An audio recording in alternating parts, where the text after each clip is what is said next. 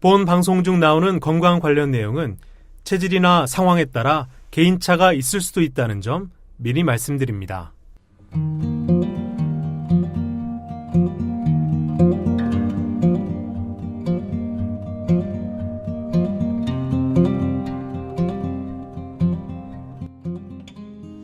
문학작품 속 생로병사의 비밀을 찾아서 북로장생. 안녕하세요. 저는 아나운서 김세원입니다.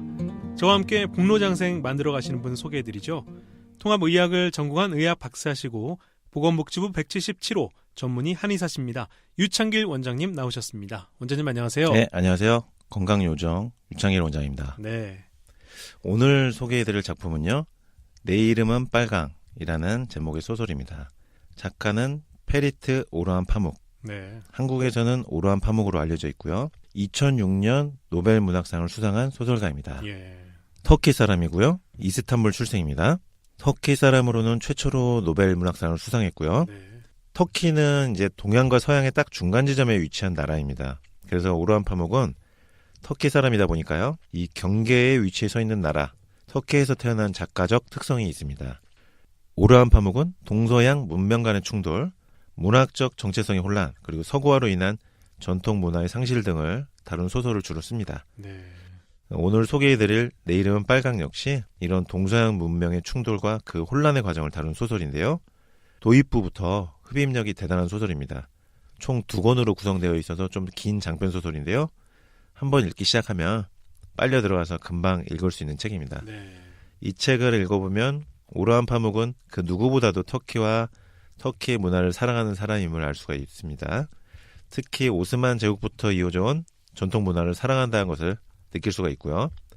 이 오르안 파묵의 실제 그 생활을 보면요. 정치적인 의견을 밝히는데 주저함이 없습니다. 네.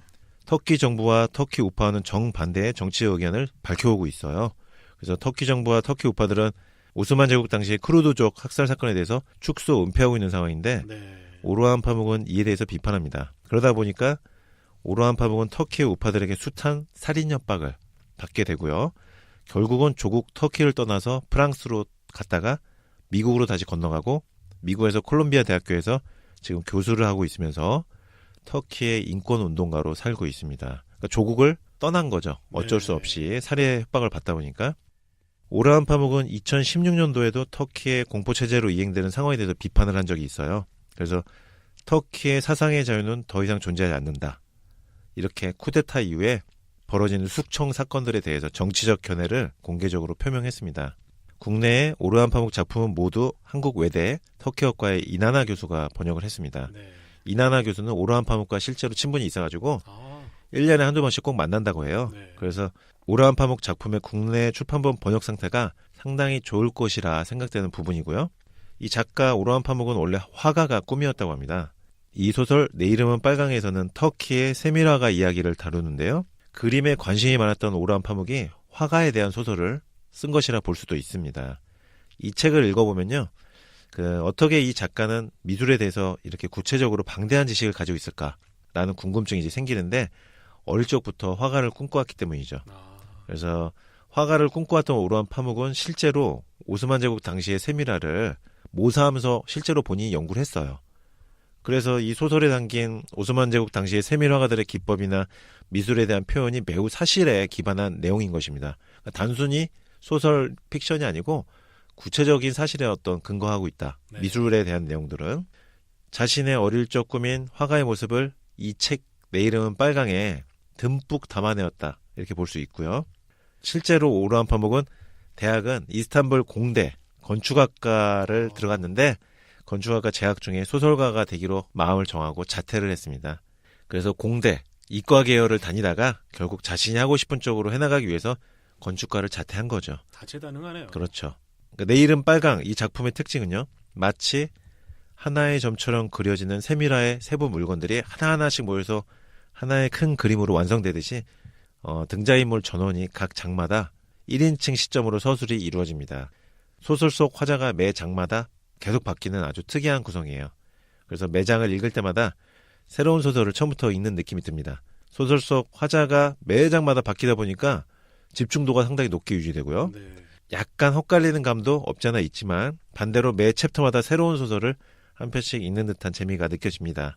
재미있는 것은 등장인물들이 결국 1인칭으로 자신의 정당성들을 주장하고 있어요. 그래서 책 중간까지는 범인이 누구인지 알 수가 없습니다. 소설 초중반까지는 누가 살해당했는지만 알 수 있고요. 범인이 누구인지는 알 수가 없는 상태로 소설이 진행됩니다. 내 이름은 빨강, 이 작품을 읽어보면은 구성이 굉장히 정교하고 복잡한 소설이구나. 작가가 굉장히 오랫동안 구상한 후에야 쓸 수 있는 소설이구나 라는 생각이 들고요. 작가적 능력이 참 뛰어나다라는 생각도 듭니다. 등장인물 개개인이 1인칭 시점으로 계속 자신의 얘기를 해나가기 때문에 소설 끝까지 이 인물들 중에서 과연 누가 범인일까? 이게 궁금하게 되기 때문에 한번 읽기 시작하면 중간에 책을 덮기가 힘들 정도로 재미가 있습니다. 실제로 재미가 있는 소설이에요. 여기까지 얘기를 이제 말씀을 드리면은 흥미진진한 범죄 스릴러 이 정도 수준의 작품 같지만은 이 소설에서 다룬 주제가 결코 가볍지가 않습니다. 이 소설의 배경이 되는 시대의 터키는 전통과 신앙을 중시하는 신중심의 화풍과 유럽에서 들어오기 시작한 화풍, 즉 인간 중심의 시선에서 대상을 묘사하고 화가 개인의 개성이 중요시되는 화풍이 충돌하게 되는 시기였어요. 이런 가치관의 충돌 속에서 화가들 사이에 살인사건이 일어나게 되는 것이기 때문에 단순히 살인사건만을 다루는 소설이 아니고 거대한 문화와 문화의 충돌 속에 일어나는 갈등을 다루고 있는 소설이다 라고 볼 수 있습니다. 이 작품 내내 관통하고 있는 질문이 있는데요. 신의 눈으로 그린 그림이 선이냐 아니면 인간의 눈으로 그린 그림이 선이냐, 이 질문이 계속 던져지고 있는 소설이에요. 그래서 이 소설 내용 중에는 터키의 문화, 오스만 제국 시절 미술 양식에 대해서도 자세한 내용들이 나오고요. 마치 터키 여행에 가서 박물관에서 구경한 느낌이 듭니다. 소설의 결말을 제외한 대강의 줄거리만 말씀드리면요. 오스만 제국의 궁정화가 엘레강스가 이스탄불 외곽에 버려진 우물에서 시체로 발견되면서 소설이 시작됩니다. 시체가 된 엘레강스는 자신이 어떻게 죽었는지에 대해서 설명하지만 범인의 정체는 모르는 상태에서 소설이 시작되고요. 강렬한 도입부가 정말 매력적인 작품입니다. 오늘은 내 이름은 빨강의 도입부를 먼저 읽어보겠습니다. 도입부를 먼저 읽고 나서 오스만 제국의 세밀화가들이 결국은 평생 그림에 몰두하다가 눈이 멀게 되는 것을 영광으로 삼는 모습이 나오는데요. 눈 건강에 대한 이야기를 소설을 읽고 나서 해드리도록 하겠습니다. 노안을 예방하고 시력 상실을 예방하는 약재와 음식에 대해서도 소개를 해드리겠습니다. 자, 그럼 내 이름은 빨강, 오로한 파묵의 작품, 내 이름은 빨강의 강렬한 도입부, 살해당한 화가와 살인자, 그리고 그 외에 1인칭 화자들이 연속으로 등장하는데요.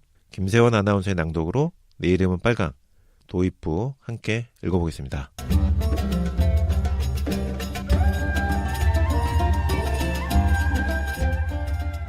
일장. 나는 죽은 몸.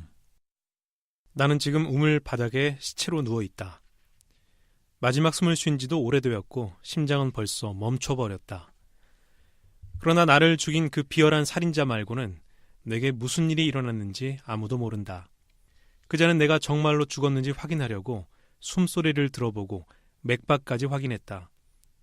그러고는 옆구리를 힘껏 걷어차더니 우물로 끌고 와 바닥으로 내동댕이 쳤다. 이미 돌에 맞아 깨져있던 내 머리는 우물 바닥에 부딪히면서 산산 조각이 났고 얼굴과 이마, 볼도 뭉개져 형태를 분간할 수 없다. 뼈들도 부서졌고 입안엔 피가 가득하다. 집으로 돌아가지 못한 지 나흘째다. 아내와 아이들이 날 찾고 있을 게 분명하다. 울다 지친 딸애는 넋을 잃은 채 대문만 쳐다보고 있을 테고 다른 식구들도 모두 목을 빼고 내가 돌아오기만을 기다리고 있을 것이다. 그런데 정말 나를 기다리고 있을까? 어쩌면 벌써 나의 부재에 익숙해졌는지도 모르지. 빌어먹을. 여기 이렇게 누워있으니 내가 두고 온 삶이 아무 일도 없는 듯 계속되고 있으리라는 생각마저 든다. 내가 태어나기 전에도 무한한 시간이 있었고 내가 죽은 뒤에도 시간은 무한히 이어질 것이다. 살아있을 때 나는 이 문제에 대해 한 번도 생각해보지 않았다. 나는 무궁한 암흑과 암흑 사이에서 잠시 빛을 발하며 살았을 뿐이다. 나는 행복했다. 아니, 지금에서야 내가 행복했던 줄을 알겠다.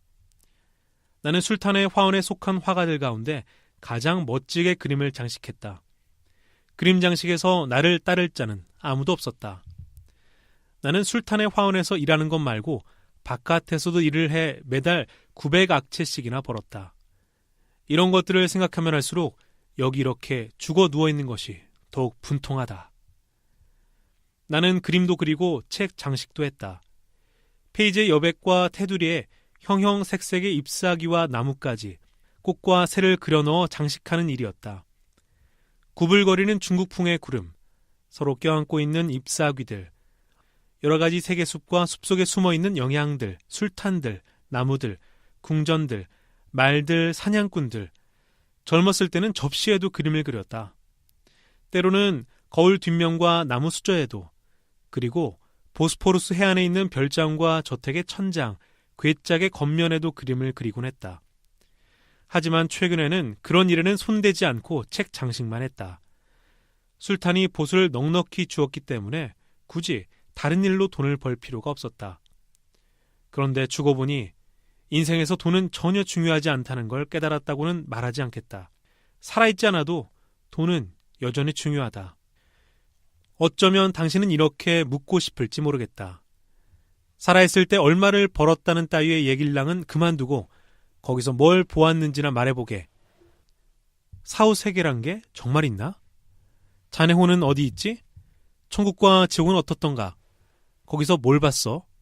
죽어있는 기분은 어떤지, 아프지는 않은지 얘기해보게. 그렇다. 산자들은 당연히 저 세상에서 어떤 일이 일어나는지 알고 싶어하기 마련이다. 사후세계에 대한 궁금증 때문에 피 비린내나는 전쟁터의 시체들 사이를 누빈 사내의 이야기를 들은 적이 있다.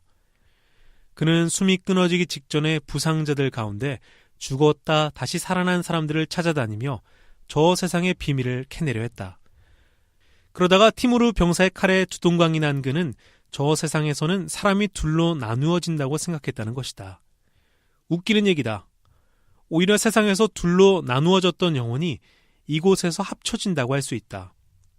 그러나 악마의 힘에 굴복한 불신자들의 주장과는 달리 다른 세상이라는 것이 있기는 하다. 하늘이 도우사 바로 그곳에서 내가 당신들에게 말을 하고 있으니 이게 증거가 아니고 무엇이겠는가? 나는 죽었지만 당신들이 보는 바와 같이 사라지지는 않았다. 하지만 성스러운 코란에 나오는 금과 은으로 지은 천상의 저택 주위로 흐르는 시내나 탐스러운 과일이 주렁주렁 열린 화렵수와 아름다운 처녀들은 보지 못했음을 고백해야 할 것 같다. 물론 살아있을 때 나는 코란 제56장 왁기야에 나오는 그 커다란 눈을 가진 천상의 처녀들을 즐겨 그렸다. 코란뿐만 아니라 이브н 알아비 같은 뛰어난 상상력의 소유자들이 입에 침이 마르도록 묘사한 우유와 포도주, 꿀물이 흐르는 시내도 역시 보지 못했다. 물론 저 세상에 대한 희망과 환상을 품고 사는 많은 이들을 실망시키고 싶지는 않은 까닭에 내 이야기는 전적으로 나의 특별한 상황과 관련되어 있다는 말을 지금 이 자리에서 꼭 하고 넘어가야겠다. 사후세계에 대한 지식이 조금이라도 있는 신자라면 나처럼 죽은 뒤에도 안식을 찾지 못한 자의 눈에 천국의 시냇물이 보일 거라고는 생각지 않을 것이다. 각설하고 화가들 사이에서 엘레강스라고 불리던 나는 지금 시체가 되어 묘에 묻히지도 못한 채 버려졌고 그래서 내 영혼은 몸에서 완전히 떨어져 나가지 못했다. 내 영혼이 지옥에든 천국에든 다다를 수 있으려면 먼저 육신이 이 더러운 곳에서 빠져나가야만 한다. 여느 사람들에게도 간혹 일어나는 이 예외적인 상황은 내 영혼에 끔찍한 고통을 주고 있다.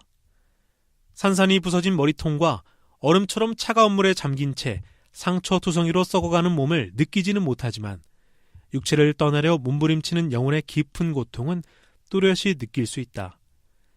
마치 세계 전체가 내 몸 안에 어떤 곳에 끼어 움츠러드는 듯한 느낌이었다. 이 수축의 느낌을 나로서는 죽는 순간에 느꼈던 놀랍도록 뻥 뚫리는 듯한 느낌과 비교할 수밖에 없다. 전혀 예상치 못했던 일격의 순간 누군가 돌로 내 머리를 내리쳐 두개골이 깨질 때 그놈이 날 죽이려 한다는 걸 알아챘지만 정말로 죽으리라고는 믿지 않았다. 그 순간 나는 내가 매우 낙관적인 사람이라는 사실을 깨달았다. 궁정화원과 집만을 오가던 생기 없는 삶 속에서 내가 긍정적인 성격의 소유자라는 걸 전혀 알지 못했었다. 하지만 그 순간 나는 내 열 손가락과 열 손톱 그리고 악착같이 살인자를 물고 들어졌던 내 이빨을 총동원해 열정적으로 생에 매달렸다. 하지만 머리를 울리던 그 연이은 타격의 고통을 일일이 떠올려서 당신을 지루하게 만들고 싶지는 않다. 이제는 내가 죽으리라는 사실을 깨달았을 때 무척 슬프기도 했지만 동시에 가슴이 휑하니 뚫리는 묘한 기분이 들었다. 그리고 생을 떠나오는 순간 뭔가가 팽창되는 기분을 맛보았다. 이쪽으로 넘어오는 과정은 꿈속에서 잠자는 자신을 바라보는 것처럼 자연스럽게 진행되었다.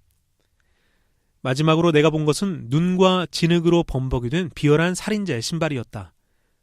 나는 잠들듯 눈을 감았다. 그러고는 짜릿한 느낌을 맛보며 이쪽으로 옮겨왔다. 지금 내가 투덜거리는 까닭은 홀랑 빠진 이빨들이 표범벅이 된 입속에서 석류알처럼 뒹굴고 있어서도 아니고 형체를 알아볼 수 없을 정도로 짓이겨진 얼굴 때문도 아니며 버려진 우물 속에서 옴짝달싹 못하게 되어서도 아니다. 나를 화나게 하는 것은 사람들이 여전히 내가 살아있을 거라고 여긴다는 점이다. 사랑하는 사람들이 나를 떠올리면서 내가 이스탄불 어느 구석에선가 빈둥거리며 시간을 보내고 있거나 아니면 여자들 꽁문이나 쫓고 있을 거라고 생각할지 모른다는 사실이 내 불안한 영혼을 한층 아프게 한다. 하루빨리 내 시체를 찾아 장례를 치르고 묘에 묻어주었으면 한다. 제발. 무엇보다도 중요한 것은 날 죽인 살인자를 찾는 일이다. 그 비열한 살인자를 잡지 못하면 아무리 호화로운 무덤에 나를 묻어준다고 해도 그 속에서 여전히 안식을 찾지 못한 채 기다릴 테고 당신들에게 불신앙을 전염시키리라는 사실을 명심하기 바란다. 당신이 나를 죽인 그 후레자식을 찾아낸다면 당신에게 저 세상에서 본 것들을 하나도 빠짐없이 말해주겠다. 살인자는 물론 주리를 틀어 고문을 하고 몸의 뼈 한 뼈는 모조리, 특히 갈비뼈는 반드시 마디마다 똑똑 분지르고 고문용 꼬챙이로 두개골에 구멍을 뚫고 그 더럽고 기름진 머리카락을 하나하나 뽑을 때마다 놈이 고통으로 꽥꽥 비명을 지르도록 해야 한다. 그런데 나를 이토록 고통스러운 지경에 처하게 한 살인자는 과연 누구이며 어째서 뜬금없이 나를 죽였을까? 당신이 살인자의 정체를 궁금해하고 이 문제를 깊이 생각해보기 바란다. 세상에는 아무짝에도 쓸모없는 저질 살인자들이 가득하다는 식으로 간단히 넘겨버리지 마라. 당신이 나를 믿지 못하겠다면 한 가지 사실을 미리 알려주겠다. 나의 죽음은 우리 종교와 전통 그리고 세계관을 부정하는 섬뜩한 비밀 결사와 연루되어 있다. 눈을 크게 뜨고 이슬람과 당신이 믿고 살아가는 삶을 파괴하려는 적들이 왜 나를 죽이고 어느 날인가 당신도 죽일 수 있는지 알아내보라. 언제나 벅찬 감동으로 눈물을 흘리며 들었던 에르주름 출신의 위대한 호자 누스렛의 설교가 사실로 드러나고 있다. 만약 내가 겪은 일을 책으로 쓴다면 제 아무리 세밀화의 거장이라도 결코 그 내용을 모두 그림으로 표현할 수는 없을 것이다. 마치 코란처럼 부디 당신들이 내 말을 오해하지 않기를. 이 책의 가공할 힘은 어떤 그림으로도 충분히 그려낼 수 없을 것이다. 당신들이 과연 내 말을 충분히 이해했는지 걱정스럽다. 화원의 도제 시절 나는 심연에 감춰진 진실과 저 너머로부터 들려오는 소리를 두려워하면서도 그런 것들에 주의를 기울이지 않았다. 심지어는 그걸 두고 농담을 하기도 했다. 덕분에 나는 최후는 이 빌어먹을 우물 바닥이 되고 말았다. 이것은 물론 당신에게도 일어날 수 있는 일이니 두 눈을 크게 뜨고 늘 경계하라. 이제 나에게 남은 일이라곤 내 몸이 썩어 악취가 진동하게 되면 누군가 나를 발견할 수도 있으리라는 희망을 가지는 것뿐이다. 그리고 언젠가 나를 죽인 살인자가 잡혔을 때 어느 자비로운 이가 그에게 가할 고문을 상상하는 일밖에는.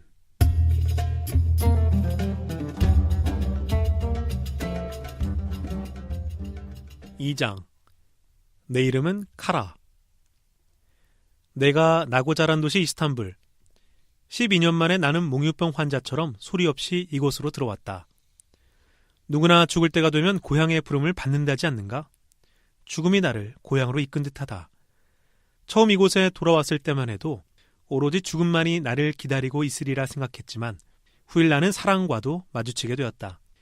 그러나 그 사랑은 이 도시에 대한 나의 기억만큼이나 아득하고 잊혀진 무엇이었다.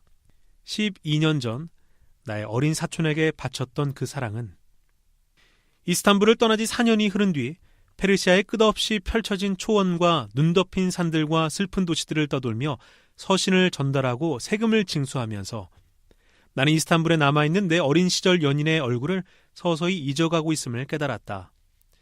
나는 커다란 당혹감을 느끼며 그녀의 얼굴을 기억해내려고 애썼지만 내가 그녀를 얼마나 사랑하든 이제는 볼 수 없는 그 얼굴을 잊을 수밖에 없음을 알았다. 동쪽의 고장에서 서기관으로 일하고 여행을 하며 파샤들을 위해 일했던 그 시절, 6년째가 되자 내 상상 속의 그리운 얼굴은 더 이상 이스탄불에 있는 그 얼굴이 아니었다. 8년째는 잘못 기억하고 있는 그 얼굴조차 다시 잊혀지고 또 다른 얼굴이 만들어졌다. 그리하여 12년 후 36살이 되어 이스탄불로 돌아온 나는 내가 사랑한 얼굴은 이미 오래전에 나를 떠나버렸다는 사실을 가슴 아프게 받아들여야만 했다. 친구들과 친척들, 그리고 같은 동네에서 알고 지냈던 사람들 대부분은 내가 떠나있던 12년 사이에 저 세상으로 가버렸다. 나는 한리치 많이 내려다 보이는 묘지를 찾아 돌아가신 어머니와 삼촌들을 위해 기도를 올렸다. 그러자 진흙 냄새에 뒤섞여 추억이 되살아났다. 누군가 어머니 무덤가에서 접시를 깨뜨렸나 보다. 깨진 접시 조각들을 보니 왠지 눈물이 솟구쳤다. 죽은 이들 때문이었을까? 아니면 숱한 세월이 흐른 뒤에도 여전히 살아있는 나 자신 때문이었나? 그것도 아니라면 나의 기나긴 생애 여정이 막바지에 다다랐음을 실감했던 탓인지도 모르겠다. 가느다란 눈발이 날리기 시작했다. 사방으로 흩어지는 눈송이들을 하나씩 눈으로 좇는 동안 나는 불확실한 삶 속에서 길을 잃고 헤매는 것처럼 막막한 심정이 되었다. 그래서 묘지의 어두운 구석에서 검은 개 한 마리가 날 바라보고 있다는 사실조차 알아차리지 못했다. 눈물이 그쳤다. 나는 콧물을 닦았다. 묘지를 떠날 때 검은 개가 친근하게 꼬리를 흔드는 것을 보았다. 나는 곧 한때 아버지 쪽 친척이 살았던 이웃집에 새들어 살기 시작했다.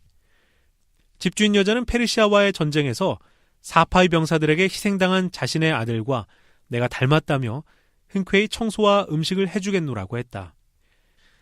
나는 이스탄불 사람이 아니라 지구 반대편에서 와 아랍 어느 도시에 잠시 머물고 있어서 생소한 풍경들이 궁금한 사람처럼 밖으로 나섰다. 오랜 시간 마음 놓고 거리를 걸었다. 골목들이 전보다 좁아진 걸까? 아니면 내가 그렇게 느끼는 걸까? 서로 마주보고 줄지어 서 있는 집들 사이에 끼인 골목을 지날 때는 짐을 잔뜩 실은 마차에 치이지 않으려고 담벼락이나 대문에 등을 바짝 붙이고 걸어야만 했다. 부자들도 많아진 듯했다.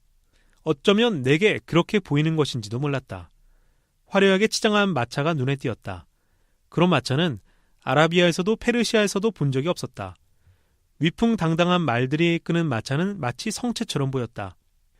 쳔베르리타시 구역에 있는 타욱 파자르 양계시장에서는 닭똥 냄새가 진동하는 가운데 누더기를 겹겹이 걸친 거린들이 귀찮게 달라붙었다.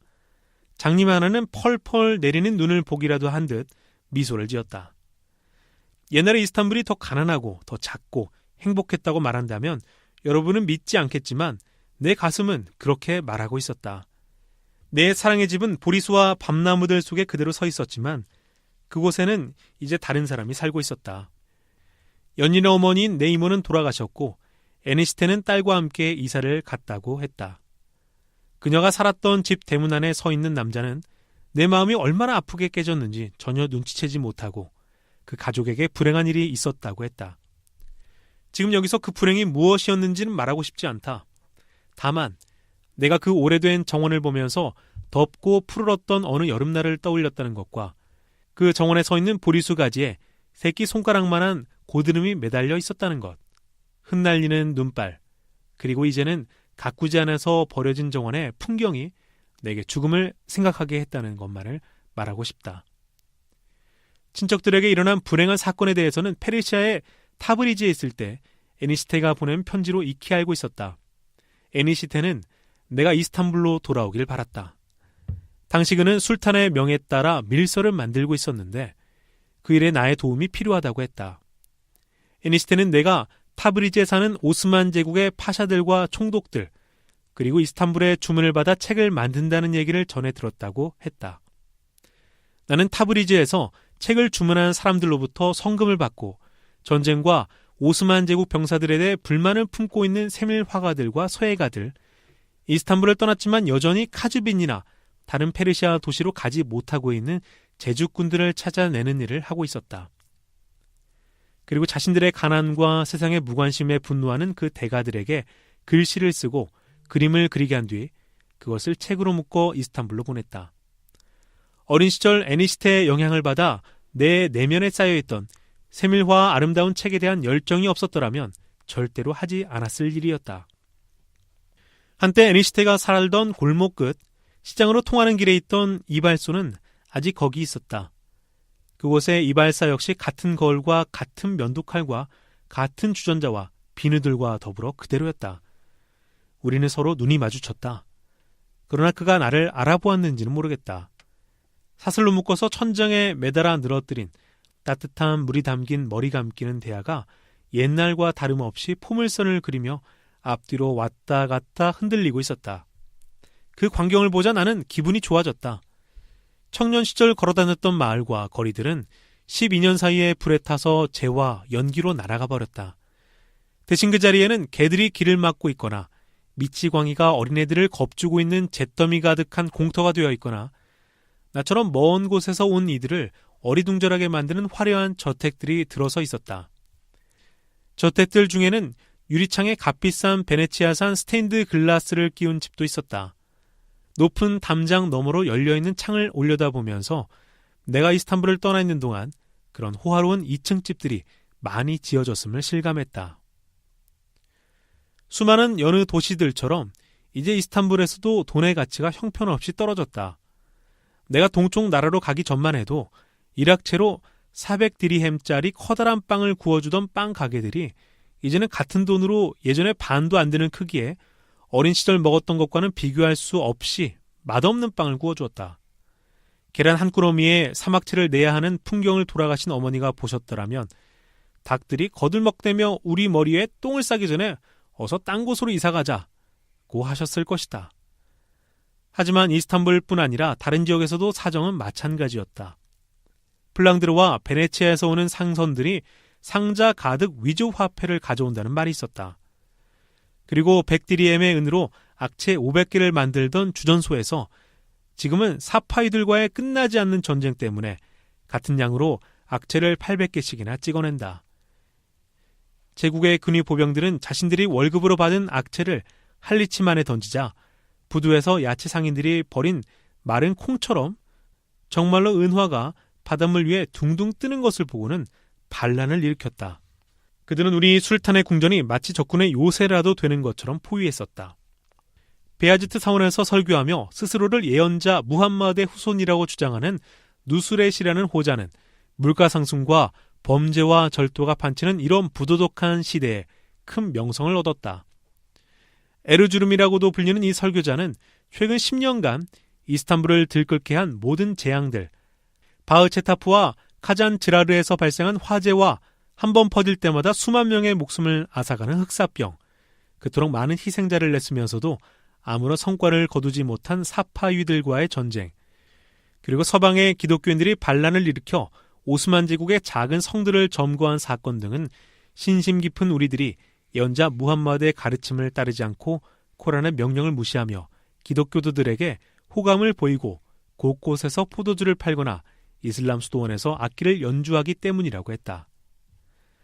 나에게 이 에르주름 출신 설교자에 대해 흥분해서 이야기를 한 피클 장수는 시장에서 유통되는 위조 화폐와 새로 주조된 가벼운 은화, 사자 그림이 그려진 가짜 플로린 등을 들면서 갈수록 순도가 떨어지는 악체가 거리에 넘쳐나는 케르케스인, 아바자인, 메그랄린, 보스니아인, 그루지아인, 에르메니인들만큼이나 많아졌고 그 때문에 이스탄불 사람들은 피할 수 없는 악의 구렁텅이로 빠져들고 있다고 했다. 불안당들과 반골 성향이 있는 자들은 매일 커피숍에 모여 새벽까지 수군대다가 개종을 해버리고 신분이 확실치 않은 사람, 아편 중독자, 미치광이와 칼렌데리들은 새벽까지 음악을 연주하고 꼬챙이로 몸의 여기저기를 뚫고 어린 소녀들이 눈에 띄기만 하면 덤벼들고 급기야는 난교를 벌이는 등 온갖 부도덕한 짓을 저지르면서 심지어는 이것을 알라의 길이라고 말한다는 것이었다. 우두의 아름다운 선율이 나를 이끌어서였는지 아니면 내 추억과 욕망이 더 이상 그 피클 장수의 말을 참을 수 없게 만들어서였는지는 모르겠지만 나는 곧 그 자리를 떴다. 내가 알 수 있는 것은 다만 만일 당신이 어떤 도시를 사랑한다면 아무리 오랜 시간이 흐른 뒤에라도 그곳으로 돌아왔을 때 당신의 영혼뿐 아니라 몸까지도 은연중에 그 도시를 알아보고 혹 구슬픈 눈발이 처연하게 흩날리면 당신의 두 다리가 절로 당신을 옛날에 사랑했던 그 언덕으로 데려다 놓으리라는 사실뿐이다. 나 역시 그렇게 해서 대장간들이 모여있는 거리를 빠져나와 언덕 위 슐레이만 사원 옆에서 할리치만에 내리는 눈을 바라보고 서 있었다. 북향의 지붕들 위와 sak풍이 불어치는 사원 돔 구석에는 벌써 눈이 얼어붙어 있었다. 이스탄불로 들어오는 배들의 돛이 마치 나에게 인사를 보내듯 나부끼고 있었다. 돛들은 할리치만의 바다처럼 회색 안갯빛을 띠고 있었다. 플라타노스와 삼나무들, 마을의 지붕들, 가슴을 저미는 황혼, 아랫동네에서 들려오는 상인들의 호객 소리와 사원들에서 노는 아이들의 고함 소리가 내 머릿속에서 한데 엉켰다. 그것들은 내가 다시는 이 도시가 아닌 다른 곳에서는 살지 못할 거라고 말하고 있었다. 한순간 수년 동안 나를 떠나버렸던 연인의 얼굴이 성큼 눈앞으로 다가들 것만 같은 생각이 들었다. 나는 비탈길을 내려와 사람들 속으로 들어갔다. 사원에서 울려 퍼지는 저녁 기도 소리를 듣고 나서 내장 요리를 파는 식당에서 배를 채웠다. 텅 빈 식당에서 혼자 밥을 먹고 있는 나를 마치 고양이에게 먹이를 주고 지켜보듯 내내 다정히 쳐다보던 식당 주인은 내게 이런저런 이야기를 해주었다. 나는 열심히 그의 이야기를 들었다. 그러고는 그에게서 얻은 단서들을 가지고 그가 일러준 대로 벌써 어둠이 짙게 깔린 노예시장 뒤편 골목들 중 한 곳으로 들어가 커피숍을 찾았다. 커피숍 안은 덥고 붐볐다. 이야기꾼은 실내에서도 안쪽 화덕 옆에 마련된 약간 높은 단위에 자리 잡고 있었다. 타브리즈와 페르시아 도시들에서도 그와 비슷한 사람들이 있었다. 그곳에서는 이들을 막이 오르면 등장하는 사람이라고 불렀다.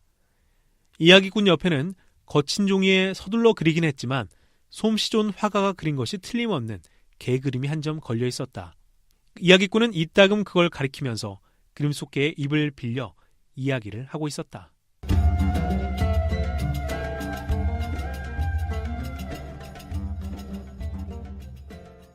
(3장) 나는 개입니다. 보시는 바와 같이 내 송곳니는 아주 날카롭고 길어서 입속에 넣고 있기조차 힘들 정도입니다. 이것 때문에 내가 대단히 위협적인 인상을 풍긴다는 것을 알고 있죠. 그래서 난 내 송곳니가 썩 마음에 듭니다. 한 번은 어느 백정이 내 커다란 송곳니를 보고는 외치더군요. 세상에, 이건 개가 아니라 거의 멧돼지구먼. 이 말을 듣고 그자의 다리를 어찌나 세게 물었던지 단단한 대퇴골이 느껴지더군요. 개에게 본능적인 분노와 격정으로 적의 살에 이빨을 박는 것보다 더 큰 희열이는 없죠. 그런 기회가 생기면, 그러니까 물릴 짓을 한 멍청이가 아무 생각 없이 내 앞으로 지나갈 때면 난 놈을 물고 싶어서 머리가 돌지경이고 이빨들은 기대로 가득 차 시큰거리고 목구멍에서는 나도 모르게 으르렁거리는 소리가 무시무시하게 흘러나오죠. 나는 개입니다. 인간인 당신들은 나만큼 이성적인 피조물이 아니므로 어떻게 개가 말을 하느냐고 하겠죠. 그러면서도 시체가 말을 하고 주인공들 스스로도 알지 못하는 단어들을 써가며 전개되는 이야기는 믿는 눈치더군요. 하지만 개도 말을 한답니다. 단지 우리 이야기를 들을 준비가 되어 있는 사람들에게만 할 뿐이죠. 옛날 아주 먼 옛날에 어느 나라의 수도에 있는 커다란 사원들 중 하나에 사원의 이름은 그냥 베아즈트 사원이라고 합시다.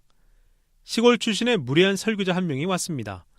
본명은 밝히지 않는 게 좋으니 일단 우리끼리 후스렛 호자라고 불러봅시다. 그는 말할 나위 없이 아둔한 설교자였습니다. 그런데 머리에 든 건 없었지만 입심 하나는 대단한 사람이었죠. 매주 금요일 그가 신도들을 얼마나 흥분시켰는지 눈물이 모두 말라버릴 때까지 울며 소리치다 기절하거나 발작을 일으키는 사람까지 있었습니다. 잠깐, 오해는 하지 마십시오. 그는 달변인 여느 설교자들과는 달리 절대 울지 않았습니다. 오히려 모든 사람들이 울부짖는 동안에도 그는 눈 하나 깜짝하지 않고 청중들을 나무라듯 더욱 열렬히 설교를 했죠. 그런데 꾸중 듣는 것을 즐기기라도 하듯 제국의 호위병들과 술탄의 근위병들, 어중이 떠중이들과 사원의 다른 설교자들까지 모두 그의 충직한 종이 되어버렸습니다. 물론 그 설교자는 개가 아니었죠. 아니고 말고요. 그는 인간이었습니다. 그리고 인간은 늘 죄를 저지르지요. 그는 자신을 숭배하는 신도들을 울리는 것만큼이나 겁주는 일이 각별한 희열임을 깨닫게 되었습니다. 게다가 그럴수록 돈이 더 많이 들어온다는 것을 눈치챈 그는 기고만장해서 더 심한 말들까지 하게 되었습니다. 물가 상승과 흑사병, 그리고 패전의 이유는 오직 하나, 위대한 예언자 무함마드 시대의 이슬람을 잊고 이슬람의 원리라고 떠들어대는 온갖 책들과 거짓말에 속아 넘어가 그것들을 믿기 때문이요. 예언자 무함마드 시대의 죽은 자를 위해 수많은 의식을 치르고 혼령을 위해 사람들에게 헬화를 나눠주며 낭비한 일이 있었소. 그 시대에 성스러운 코란을 노래처럼 장단과 음계에 맞춰 낭송한 적이 있었소. 사원 첨탑에 올라가 목소리의 아름다움을 뽐내고 아랍어를 아랍인처럼 잘한다고 잘난 척하거나 여자가 교태를 부리듯 장단을 맞춰 기도문을 읊은 적이 있었소. 요즘 사람들은 무덤에 가서 곡을 하며 죽은 사람들에게 도와달라고 애걸하고 성자의 능을 참배하면서 우상을 숭배하듯 비석에 천을 감고 재물을 바치며 복을 달라고 빕니다. 무함마드의 시대에 어떤 종파가 이런 일들을 시켰단 말입니까? 종단 수도승들의 정신적 지도자였던 이븐 알 아라비는 이단자인 파라오가 이슬람교 신자로 죽었다고 맹세해서 죄인이 되었습니다. 종단의 수도승들, 메브라나 교도들, 할베티 교도들, 칼렌데리들, 코란을 읽으며 악기를 연주하는 자들, 기도를 한답시고 어린애들과 춤을 추며 노는 자들, 이들은 모두 무신론자들이요. 이제 수도원은 폐쇄되어야 하며 그 건물이 서 있던 자리 아래 흙을 모조리 파내 그 흙을 바다에 버려야 하오. 만약 그 일로 기도하려는 자가 있다면 그 자도 역시 그 흙이 떠내려간 곳으로 보내버려야 합니다. 자기에게 도취된 후스렛 호자는 더욱 흥분해서 입에 거품을 문 채 계속 열변을 토했습니다. 오, 나의 헌신적인 신도들이여, 커피를 마시는 것은 죄악입니다. 우리 위대한 예언자 무함마드께서는 커피를 들지 않으셨소. 커피가 이성을 마비시키고 위궤양과 허리디스크와 불임의 원인이 되는 사탄의 음료임을 아셨기 때문이죠. 또한 커피숍은 쾌락을 탐닉하는 돈 많은 한량들이 무릎을 맞대고 앉아 온갖 부도덕한 일을 저지르는 장소요. 그러므로 수도원보다 먼저 커피숍을 폐쇄해야만 합니다. 가난한 사람들이 커피 마실 돈이 어디 있겠소? 그런데 그들은 커피숍에서 커피를 잔뜩 마시고 정신이 몽롱해져서 그곳에 천한 잡종견들이 떠드는 이야기에 귀를 기울이고 심지어 그들이 하는 말을 진짜로 믿습니다. 나와 우리의 종교를 비방하는 바로 이런 자들이야말로 진짜 똥개입니다. 여러분이 허락하신다면 난 이 설교자 선생의 마지막 발언에 대해 한마디 하고 싶습니다. 순례를 마친 회교도들, 사원의 성직자, 목회자들이 우리 개들을 좋아하지 않는다는 건 여러분들도 잘 알고 계실 겁니다. 제 생각에 이 문제는 평화를 사랑하는 너그러운 예언자 무함마드가 당신 옷자락 위에서 잠든 고양이를 깨우지 않으려고 옷자락을 자른 일과 관련이 있습니다. 예언자께서 고양이에게 베푼 이 섬세한 배려를 우리 개들은 받지 못했다는 것과 삼척동자도 다 아는 고양이 놈들과 우리들 사이의 오랜 불화를 근거로 어리석은 인간들은 무함마드가 개를 싫어했다고 주장합니다. 이런 악의적인 해석 때문에 우리는 신성한 사원 안으로 들어가지 못하게 되었고 몇백 년간 사원들에서 관리인한테 빗자루나 몽둥이로 얻어맞는 푸대접을 받게 되었던 것입니다. 여러분께 코란의 가장 아름다운 장 가운데 하나인 카흐프, 동굴을 떠올려 보도록 권하고 싶군요. 물론 저는 이 분위기 좋은 커피숍 안에 모이신 여러분 중 코란을 읽지 않은 무식한 이가 있다고는 생각지 않으며 다만 여러분의 기억을 환기시켜 드리고 싶을 뿐입니다. 이 장은 우상 숭배자들 사이에서 사는 것에 진력이 난 7명의 젊은이들에 관한 이야기죠. 그들은 동굴에 들어가 잠을 잡니다. 신께서는 이들의 귀를 하나하나 다 막아주셨고 정확히 309년 동안 잠을 자게 해주셨습니다. 잠에서 깨어난 그들이 사람들 속으로 돌아갔을 때 그중 한 명이 가지고 있던 동전이 더 이상 쓰이지 않는다는 것을 알고는 그간 얼마나 오랜 세월이 흘렀는지 깨달으며 소스라치게 놀랍니다. 인간이 신에게 예속되어 있다는 사실과 신의 기적, 세월의 무상함, 깊은 잠의 달콤함 등에 대해 서술하고 있는 카흐프 18절을 통해서 제가 주제넘게 여러분께 상기시키고자 하는 것은 7 청년이 잠을 잤던 잠자는 7사람이란 이름의 동굴 입구에 누워있던 개입니다. 그 누구라도 코란에 자신이 등장한다면 매우 자랑스러워하지 않겠습니까? 나는 한 마리 개로서 이 장을 자랑스럽게 여기며 이걸 보면서 자신의 적들을 더러운 똥개라고 부른 그 에르주름 출신 설교자가 이제는 정신을 차렸으면 합니다. 그렇다면 과연 개에 대한 이러한 적의의 근원은 무엇일까요? 왜 개를 불결하다고 합니까? 여러분 집에 개가 들어오면 왜 집 안팎을 샅샅이 닦아내고 옷을 빠시는지요? 어째서 우리를 만진 사람을 불결하게 여기고 개의 젖은 털에 옷자락이 살짝 스쳤다고 해서 그 옷을 신경질적인 여자처럼 7번이나 빨아듭니까? 개가 냄비를 핥으면 그 냄비를 아예 버리거나 주석을 입혀야 한다는 말을 주석 세공업자가 퍼뜨린 거짓말임이 분명합니다. 그가 아니라면 고양이가 그랬든지요. 인간들이 초원에서의 유랑생활을 포기하고 도시에 정착하면서부터 시골에 남은 개들이 불결한 존재라는 소문이 퍼지기 시작했습니다. 이슬람이 등장하기 전에는 12달 중 한 달은 개의 달이었죠. 그런데 지금은 개가 불운의 상징이 되어버렸습니다. 이 저녁 시간 뭔가 유익한 얘기를 들으러 이곳에 오신 분들께 제 고민을 늘어놓아 존경하는 여러분들을 언짢게 해드리고 싶지는 않습니다. 사실 제가 화가 난 이유는 그 설교자 선생이 우리 커피숍에 와서 시비를 걸었기 때문입니다. 제가 만일 그 에르주름 출신의 후스렉 호자가 아버지가 누군지도 모르는 자였다고 말한다면 여러분은 뭐라고 하실까요? 무슨 개가 그 모양이냐고 핀잔을 하실까요? 이곳 커피숍에 제 그림을 걸고 이야기를 하는 그 이야기꾼을 보호하려고 제가 설교자를 비방한다고 하실지도 모르겠습니다. 하지만 그건 천부당 만부당한 말씀입니다. 저는 우리 커피숍을 아주 좋아합니다. 아시다시피 저는 제가 이런 값싼 종이 위에 그려져 있다거나 한 마리 개에 불과하다는 사실 때문에 슬퍼하지는 않습니다. 그저 여러분들과 함께 예의 바르게 앉아 커피를 마실 수 없는 것이 유감일 따름입니다. 우리는 커피와 커피숍을 죽도록 좋아합니다. 아니, 이건 또 뭡니까? 커피숍 주인이 제게 커피를 따라주는군요. 그림이 어떻게 커피를 마시냐고 물을 생각이시라면 제발 좀 참아주세요. 보세요. 이렇게 홀짝홀짝 마시고 있지 않습니까? 아, 최고군요. 커피를 한 잔 마셨더니 몸도 따뜻해지고 눈도 예리해지고 머리도 맑아지는군요. 갑자기 뭔가 떠올랐습니다. 베네치아 공작이 우리 술탄의 따님이신 누르하얏 공주님께 선물을 보낸 적이 있죠.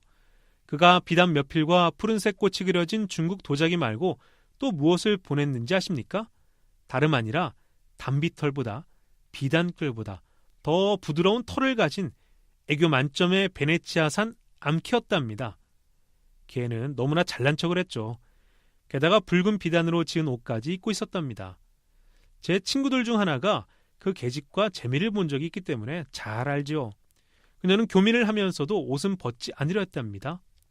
유럽에서는 모든 개들이 그렇게 옷을 입는다나요? 베네치아에서는 이른바 귀부인 중에 귀부인이라는 숙녀가 옷을 안 입은 개를 보고는 뭐 개 거시기를 받는지도 모르죠. 아무튼 어머나 개가 발가벗었네 하고 비명을 지르곤 기절했다는 이야기도 있습니다. 이교도들의 나라 유럽에서는 개에게 저마다 주인이 있답니다. 그 가련한 녀석들은 목에 사슬을 걸고 노예처럼 거리를 끌려다닌답니다. 그리고 그곳 사람들은 그 불쌍한 녀석을 억지로 집안에 들여놓는가 하면 침대까지 데리고 간다더군요. 녀석들은 서로 냄새를 맡을 수도 없고 쌍쌍이 돌아다니지도 못하죠. 사슬에 묶인 처량한 모습으로 길에서 만나면 슬픈 눈으로 멀리서 서로를 바라볼 뿐이랍니다. 우리 이스탄불의 개들은 그렇지 않죠. 떼지어 거리를 활보하고 주인도 없고 필요하면 길을 막고 사람을 위협하기도 하고 마음에 드는 양지 바른 구석이나 그늘이 있으면 어디서든 웅크리고 누워 새근새근 잠을 잡니다. 그뿐입니까? 아무데서나 내키는 대로 똥 오줌을 누고 수틀리면 사람들을 물기도 하죠. 이슬람교도가 아닌 자들은 상상도 할 수 없는 일이죠. 혹시 이런 까닭에 그 에르주름 출신 설교자의 추종자들이 이스탄불 거리에서 개들에게 고기를 던져주는 일이나 개들을 보호하는 자선단체 설립을 반대하는 것은 아닐까 하는 생각도 들더군요. 만약 그들이 단순히 개에 대한 적개심 때문이 아니라 반이슬람적인 행동을 하려는 의도에서 개를 싫어하는 것이라면 저는 개에 대한 적이 그 자체가 비회교도적인 행동이라고 지적하지 않을 수 없습니다. 그 비열한 자들이 교수형에 처해진다면 사형집행인은 교훈을 남기기 위해 우리를 불러 놈들의 살점을 나눠줄 테죠. 얘기를 끝내기 전에 마지막으로 한마디만 더 하겠습니다. 저의 옛 주인은 아주 공정한 사람이었습니다. 밤에 같이 도둑질을 하러 나가면 우리는 늘 이를 분담했답니다. 주인이 희생자의 목을 벨 때 저는 맹렬히 짖어서 비명 소리를 지어버렸죠. 그 대가로 저는 주인이 삶아서 던져주는 사람 고기를 먹었습니다. 사실 저는 날고기는 그다지 좋아하지 않거든요.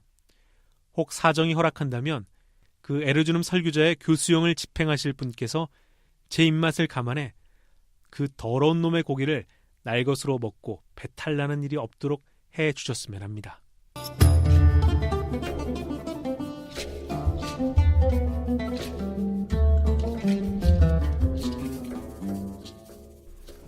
(4장) 나를 살인자라고 부를 것이다.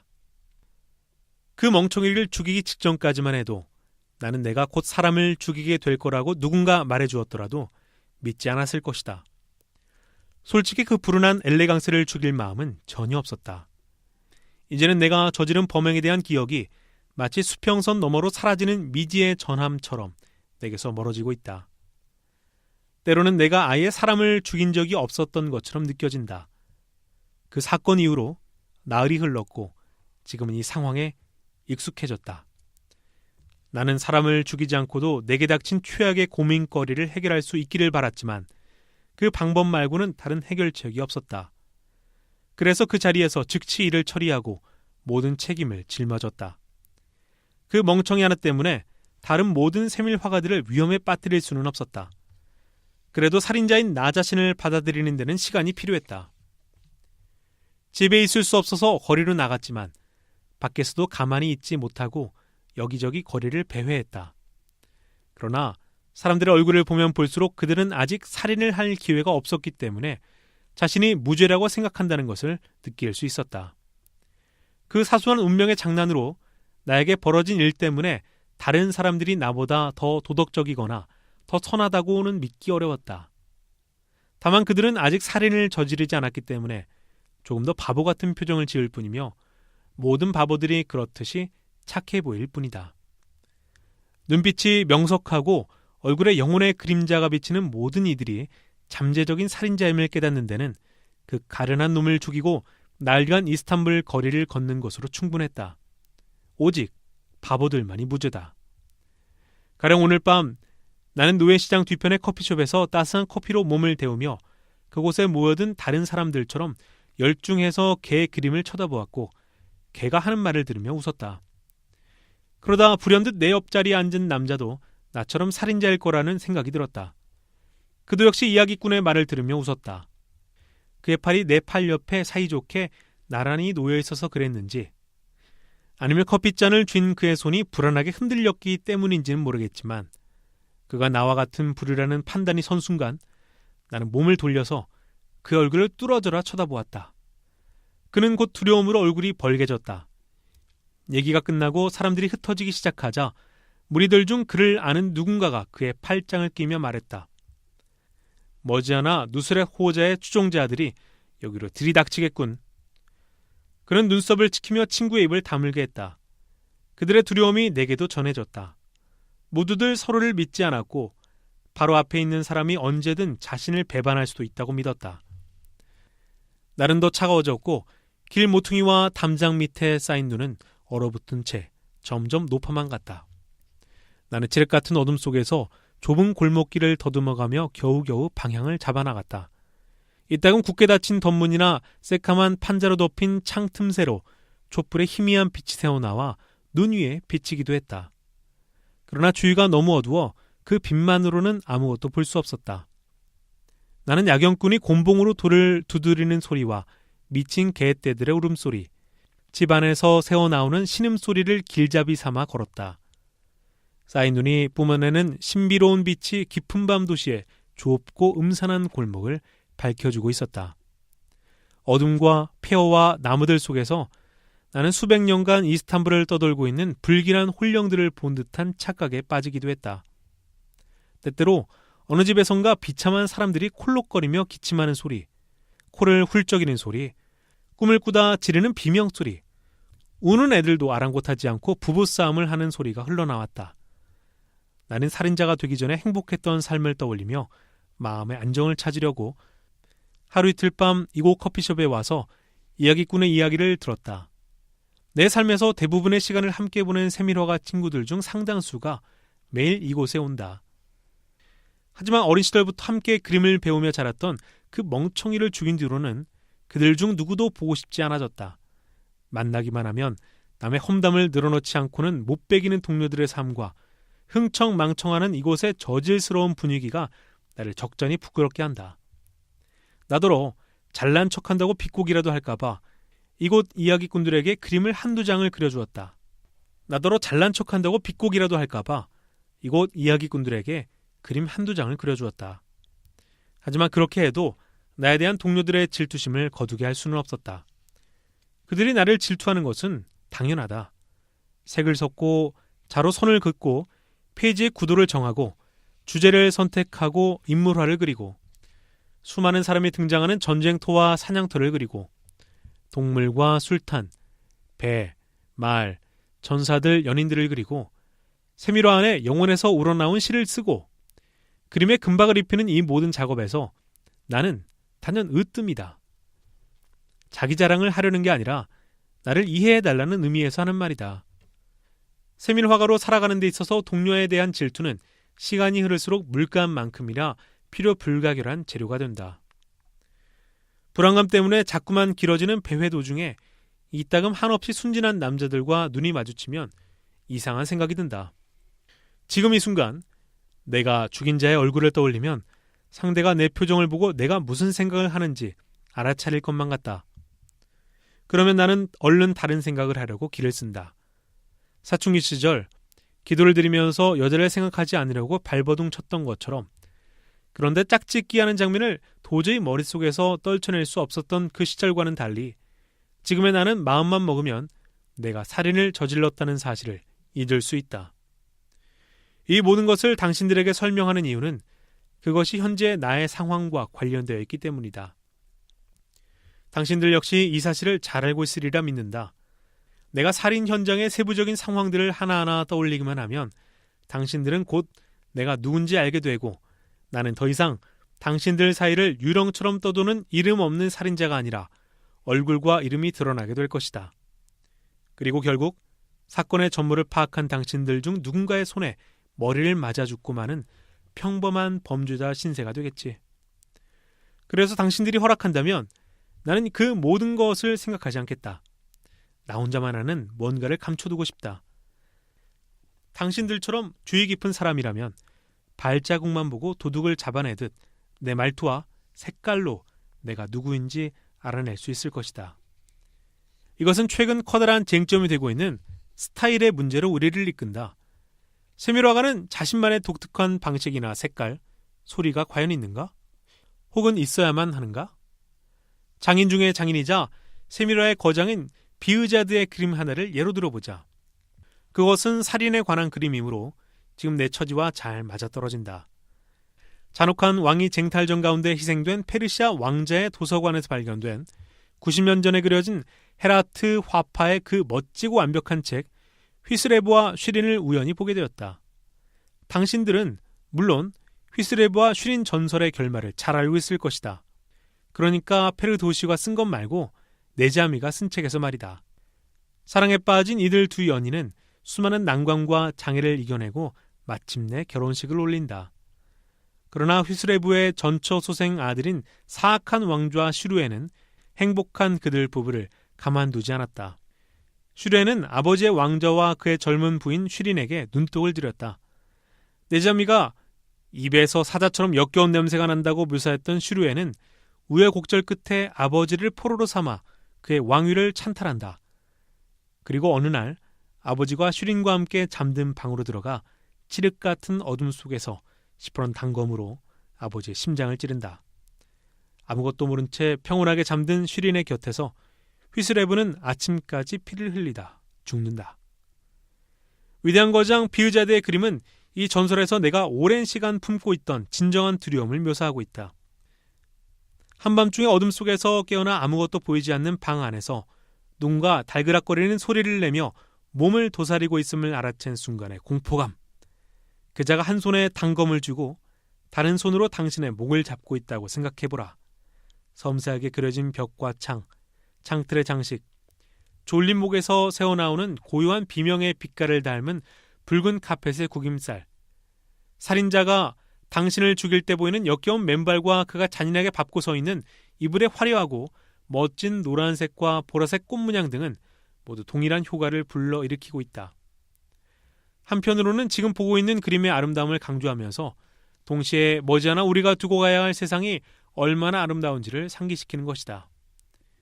이 그림을 보면 그림과 세상의 아름다움은 나의 죽음과는 무관하며 설사 사랑하는 아내가 옆에 있다 하더라도 나의 죽음은 철저히 나 혼자만의 몫이라는 사실을 깨닫는 아찔함을 느낄 수밖에 없다. 20년 전 떨리는 내 두 손 위에 쥐어진 이 책을 함께 본 늙은 장인은 비의자대 솜씨야 라고 했다. 그 얼굴은 그때 우리 곁에서 타고 있던 촛불 때문이 아니라 그 그림을 본다는 희열로 환해졌다. 이것이 비의자대 작품이라는 건 너무나 분명해서 서명조차 필요 없지. 늙은 장인은 그렇게 말했다. 비의자드 자신도 이를 알기에 그림의 어느 한 귀퉁이에도 서명을 남기지 않았다. 늙은 장인의 말에 따르면 비의자드의 이러한 태도는 부끄러움과 고뇌로부터 나온 것이었다. 진정으로 예술적인 천재와 대가적 노련함을 가진다는 것은 단지 아무도 다다를 수 없는 경지의 그림을 그리는 것에서 그치지 않고 마침내는 그 작품의 화가 자신의 정체를 드러내는 그 어떤 흔적도 남기지 않는 것이기 때문이다. 나는 내 불운한 희생양이 죽음의 공포 속에서 발버둥 치고 있을 때 아주 평범하고 거친 스타일로 죽였다. 그 살인 행위에서 혹시 나를 드러낼 어떤 개인적 흔적이 남아있지 않을까 염려되어 한밤중에 이곳 화재터를 찾을 때마다 점점 더 스타일의 문제가 머릿속에서 맴돈다. 그리고 생각할수록 스타일이라는 것은 단지 개인적인 흔적을 남기는 오류라는 결론에 이르게 된다. 설령 흩날리는 눈발이 뿜어내는 빛이 없었더라도 나는 이곳을 찾아올 수 있었으리라. 나는 잿더미로 뒤덮인 이 공터에서 15년간 절친한 친구였던 그를 죽였다. 그리고 이제 눈은 나의 서명이라 할 수 있는 모든 흔적을 덮어버리고 있다.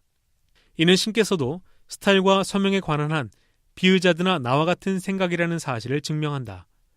날 전 그 밤, 그 어리석은 엘레강스의 주장대로 우리가 그림을 그리면서 용서받을 수 없는 죄를 설령 의도적인 것은 아닐지라도 저질렀다면 신께서는 우리 세밀화가들에게 이러한 자비를 베풀지 않으셨을 것이다.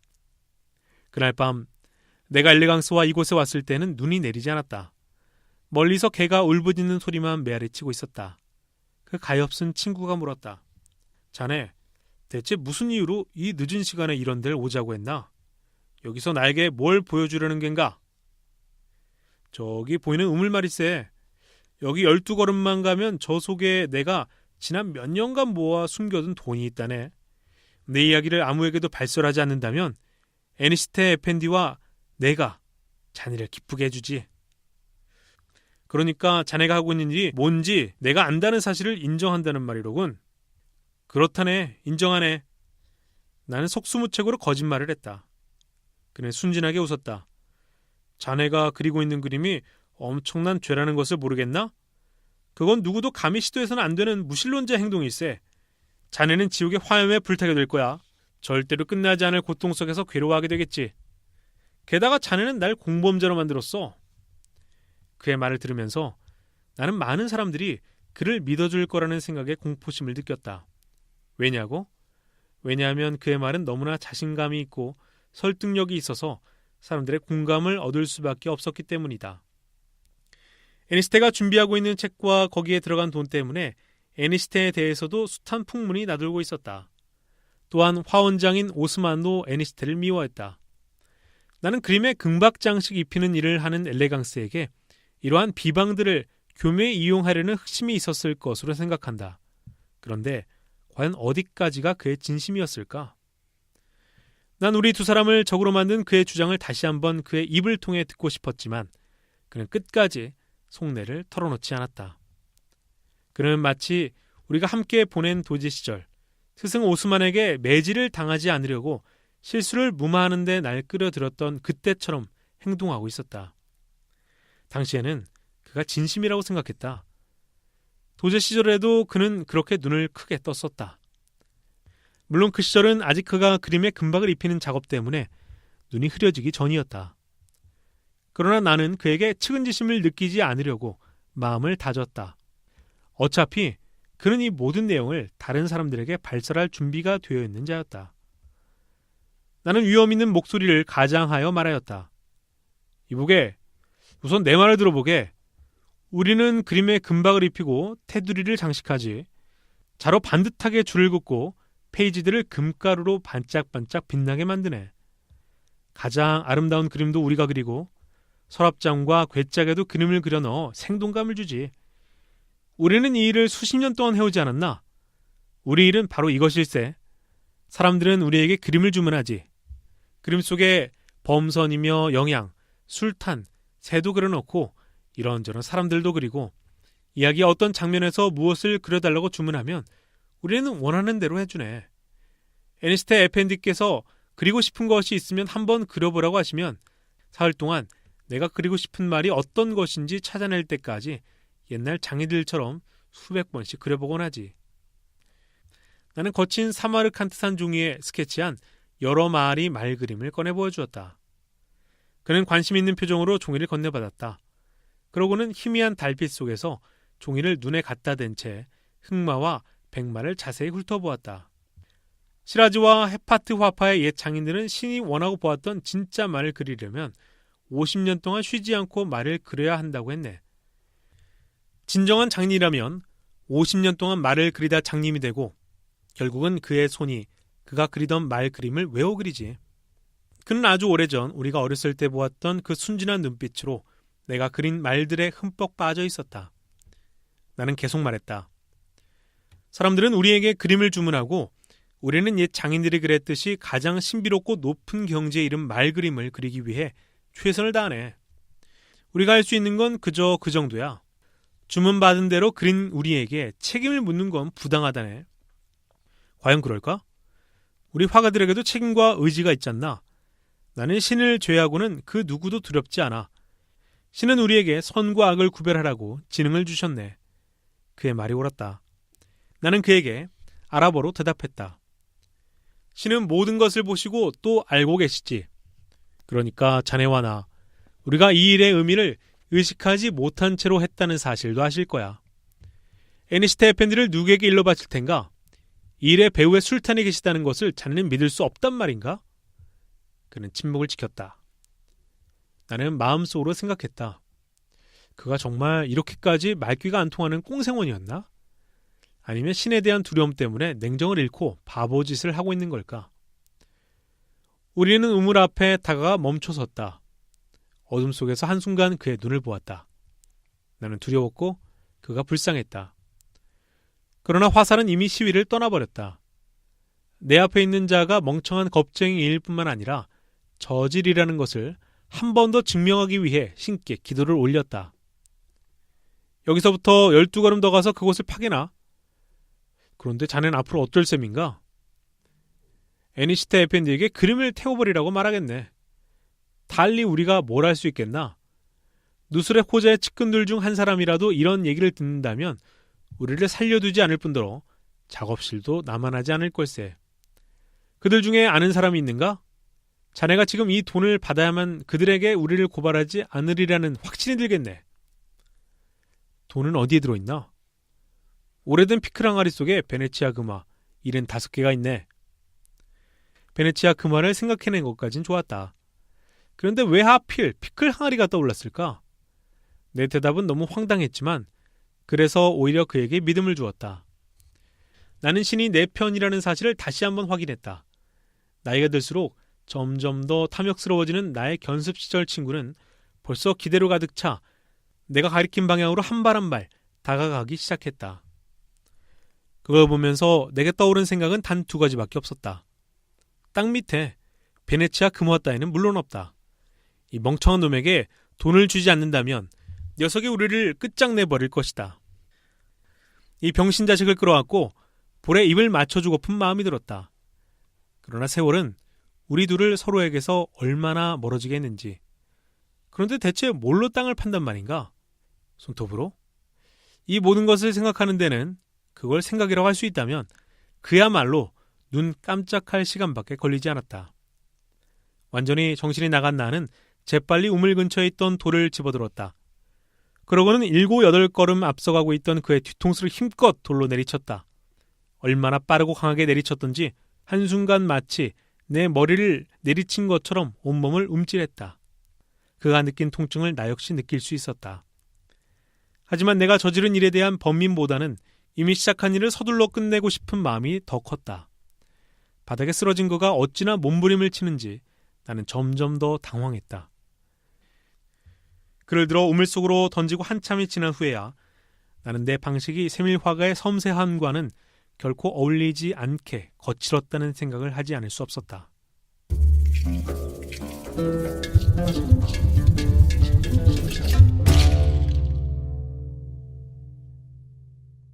네, 잘 들어보셨습니까? 오르한 파묵의 내 이름은 빨강 도입부를 함께 읽어보았습니다. 다음 주에는요, 세밀 화가들의 눈이 멀게 되는 과정에 대한 부분을 함께 읽어보겠습니다. 그리고 세밀 화가들이 어떻게 눈이 멀게 되는지 그 과정을 보면서 우리가 우리의 눈을 어떻게 보호해야 하는지를 건강학적으로 말씀드려 보겠습니다. 그리고 이 소설 속에 오스만 제국 시절의 세밀 화가들이 시력 상실을 예방하기 위해서 먹었던 2가지 음식이 있었습니다. 바로 호두와 장미꽃차인데요. 다음 주 이 시간에 호두와 장미꽃차 섭취 방법과 눈 보호 효능에 대해서 설명을 드리겠습니다. 문학작품 속 생로병사의 비밀을 찾아서 북로장생. 북로장생을 들으시면서 문학의 향기도 느끼시고 건강도 함께 챙기십시오. 북로장생 청취자분들 늘 건강하시고요. 저희는 다음 주에 다시 찾아뵙겠습니다. 다음 주에 내 이름은 빨강 2번째 시간이 이어지겠습니다. 지금까지 북로장생이었습니다.